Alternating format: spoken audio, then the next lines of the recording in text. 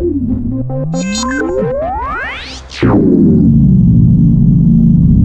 to McNulty's Book Corral. I'm your host, Thomas McNulty, and today we're talking about a literary giant, the great Irwin Shaw, one of my favorite writers.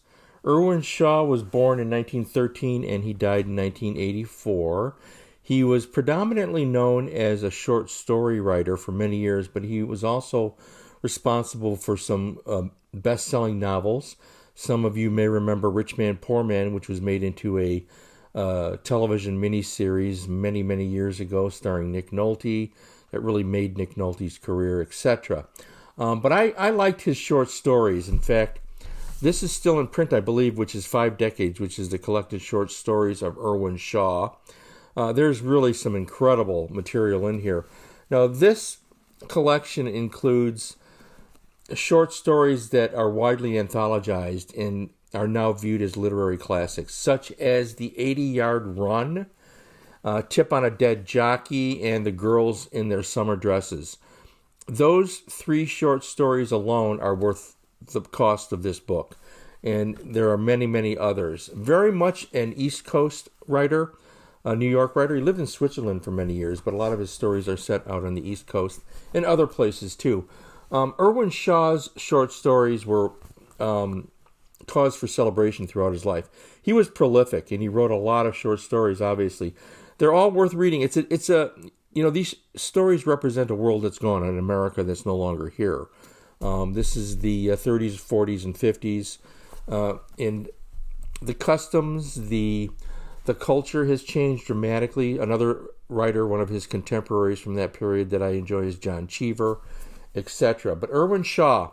If you get a chance to look up this collection, those stories I mentioned, those 3 alone are worth the price of the book.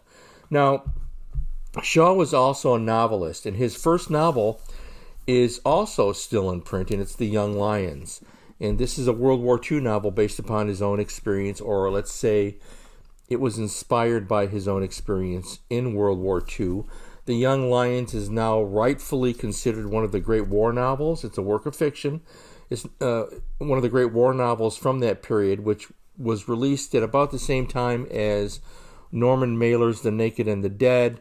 James Jones wrote From Here to Eternity. These are all books that are many of you are going to be familiar with who have studied American literature. Post-war American literature is fascinating.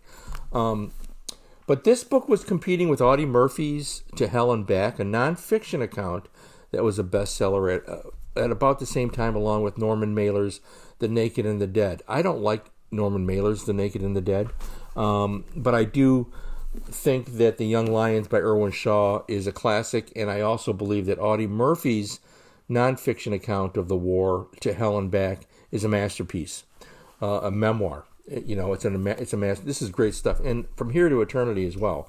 Anyways, the post-war literature, fascinating to study, fascinating to read this material. The Young Lions was also made into a motion picture in the late 50s, starring Dean Martin, Montgomery Clift, and Marlon Brando. It's a really good film. I don't think it's a great film, but it's a good film. That seemed to be the case with a lot of the films that were adapted from the works of the great Irwin Shaw, including 2 Weeks in Another Town. This is a really long one, which was made into a motion picture in the early 1960s, starring Kirk Douglas, Sid Charisse, and Edward G. Robinson. It's available on Blu-ray. I don't have the Blu-ray yet. It's a weird film. It's a better book than the film. That's not unusual, again, with the works of Shaw.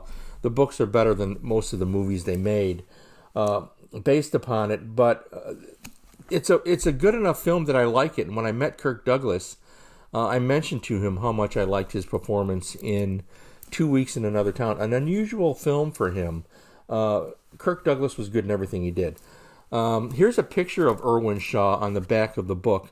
Kind of an interesting photo because in his early photos, Irwin Shaw resembled Mickey Spillane, a writer from the same period that I covered in a different episode.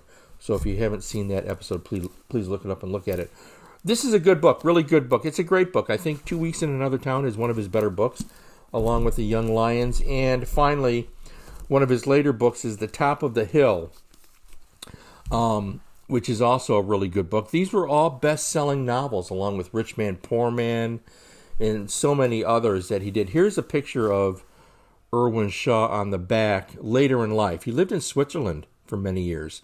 I think the last several decades of his life, he lived in Switzerland. He left the country and just continued to write from Switzerland. A great writer. One of America's great writers. I hope he doesn't become one of America's forgotten writers, because he let's say it the way it is, okay? Irwin Shaw had balls, all right? A lot of these guys today, I'm sorry, a lot of these guys out there writing these bestsellers and so forth, they have... Irwin Shaw was a man's man. Mickey Spillane was a man's man. Ernest Hemingway was the alpha male of American letters from this period, and Irwin Shaw is right there with these guys, slugging it out, you know. A great writer, and I am partial to him, obviously. I remember the first time I read this collection, and I read the story, which is the first story, incidentally, in this collection, is The 80-Yard Run. What a masterpiece short story that is, about a football player who's going back and he's looking at the field where he had his greatest glory, on that empty field. You have to read it. I can't do it justice. Irwin Shaw, one of America's greats. Great writer. A great man. All right. Thank you again for checking into McNulty's Book Corral. I hope you took notes. Stay well, stay happy, feed your brain, and read a book.